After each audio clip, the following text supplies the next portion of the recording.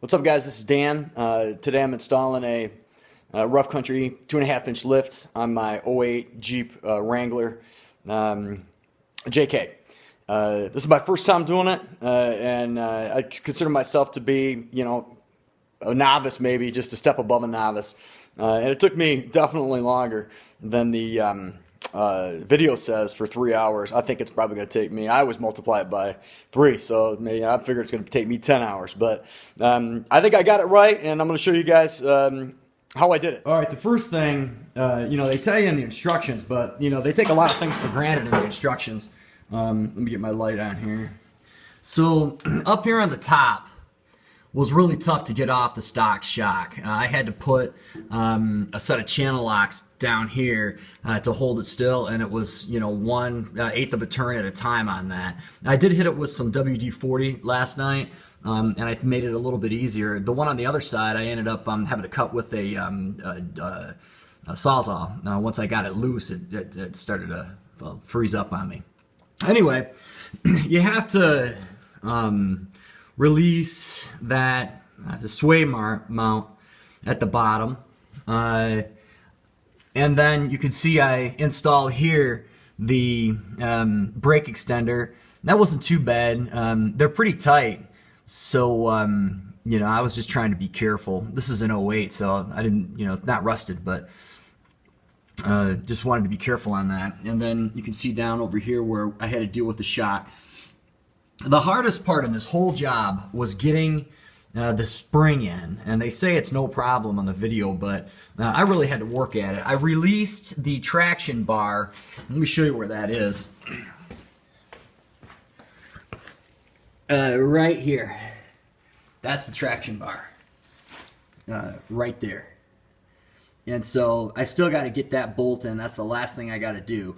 But I had to remove that sway bar mount, and then you can see the shock assembly. I did the same thing over here with the brake line. It's nice and clear from the shock. You can see this is the side I had to cut, but it worked out. This one went in a little bit easier, and I think it's because it's the side the sway, the traction bar is on. It says in the video to put the tires on and then move the tires, move the steering wheel until that traction bar gets back lined up again. And I may end up doing that. It's not quite in the hole, but that's pretty much the front job. Now you can see I should have replaced that bumper, but I doubt it will see any use with this lift. So that's it. That's the front. I haven't done the back yet, but I'll get at that and I'll edit it into the video in a little bit. Okay, this is the back, and this was way easier than the front. I went at it first by, first thing I did, obviously to get it jacked up, first thing I did was the stabilizer bar. When you take that off first, it makes a nice clean shot for the bottom of the shock. So that was good. I was able to use my impact wrench on it. You can see I got the brake thing, and it was just so much easier to get to, and over here I released the traction bar. Let me get to that, the traction bar, and I still have to put that bolt on, and I think I'm going to be able to do it a little bit easier when I get weight back on it. So that's what I did on the front. It worked out just fine. Shocks, the springs just fell right out. The shocks were so much easier to get to. The back was a dream. I'm glad I did the front first. It was really easy. So I'm going to clean up these shocks and put the sticker on those babies, and that's going to be a wrap. Okay, that's a wrap. You can see it's got a nice lift on it. The front's up nice and high.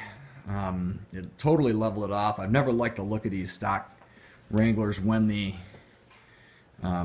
fronts kind of hang down, and it just totally leveled it off. It looks great. Just looking for a drive, and you definitely feel like you're up there a little bit higher, but the